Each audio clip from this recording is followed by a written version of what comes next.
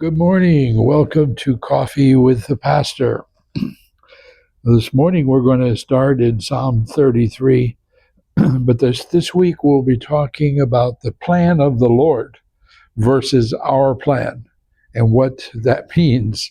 In most cases, not much, because it's God's plan that counts. Psalm 33 says this: by the word of the Lord the heavens were made, and all of the hosts of them by the breath of his mouth. He gathers the waters of the sea together as a heap, and lays up the deep in storehouses.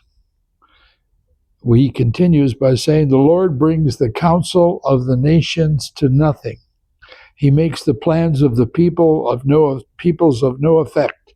The counsel of the Lord stands forever, the plans of his heart to all generations. So it's not he can undo anybody's plan. I know everybody's got plans and plans ahead, but it's the Lord's plan that counts. See, when we read Psalm 23, which we love, of the shepherd psalm, the sheep don't have a plan, except if left to their own devices, they get in trouble.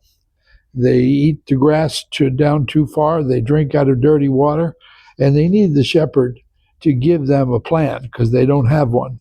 But for us, Jeremiah says, for I know the plans I have for you, declares the Lord, plans to prosper you and not to harm you, and plans to give you a hope and a future. Then you will call upon me and come and pray to me, and I will listen to you, and you will seek me and find me when you seek me with all your heart. God's plan is perfect, though we might not like how we got there, with all the twists and turns and tight spots that we were often in. But in a great house, Paul writes to Timothy, there are not only vessels of gold and silver, but also of wood and clay, some for honor and some for dishonor.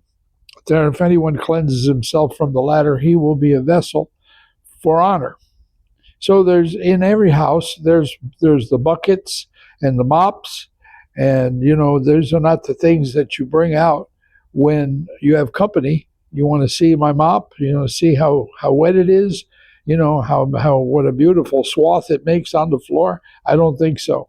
You might show off grandma's china, but you're not going to show off the mop and bucket. Many are the plans in a man's heart, Proverbs 19, but it is the Lord's purpose that prevails. Man plans and God laughs. It was a plaque that one of our friends gave us, for our refrigerator a few years back. Man plans, God laughs. In Psalm 2, it says this: why do the nations rage and the people plot a vain thing? The kings of the earth set themselves, and the rulers take counsel together against the Lord and against his anointed, saying, let us break their bonds in pieces and cast away their cords from us. But he who sits in the heavens shall laugh. Boy, I don't want God laughing at my plan. I want to get on his plan. God bless you, and we'll see you next time.